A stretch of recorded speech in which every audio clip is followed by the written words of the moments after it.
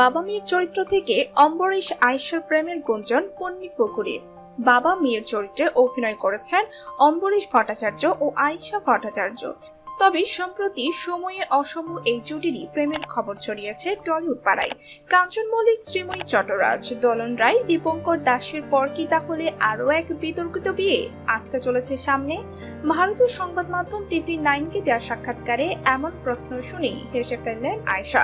আয়েশা বললেন, প্রেম করছি না, অম্বরীশ তার প্রেমিকার চরিত্রে অভিনয় করছি। অভিনেত্রী পরিষ্কার করলেন, আমরা প্রেম করছি না, তবে একসঙ্গে একটি সিনেমা করছি, যেখানে অম্বরীশকে আমার প্রেমিকের চরিত্রে দেখা যাবে। পর্দায় অসমবয়সী প্রেম দেখতে পাবেন দর্শকরা, বাস্তবে নয়। পর্দায় নিজেদের জুটি প্রসঙ্গে আয়েশা বলেন, আমার আর অম্বরীশ তার চরিত্রটি খুবই গুরুত্বপূর্ণ। দুজনের চরিত্রই ভীষণ মজার। বেশ কয়েক মাস আগেই শুট শেষ হয়েছে আমাদের দুজনের অসম বয়সের যে সম্পর্ক তা খুব সুন্দরভাবে প্রস্ফুটিত করা হয়েছে গোটা সিনেমায়। দর্শকদের ভালো লাগবে, দেখতে খুব সুন্দর লাগবে।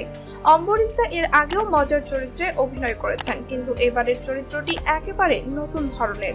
ছবির নাম বুমেরাং, যেখানে ভূমিকায় থাকবেন অভিনেতা জিৎ ও অভিনেত্রী রুক্মিণী মৈত্র। আরও অভিনয় করছেন দেবচন্দ্রিমা সিংহ রায় এবং সৌরভ দাস। 10 মে মুক্তি পেতে পারে এই সিনেমা।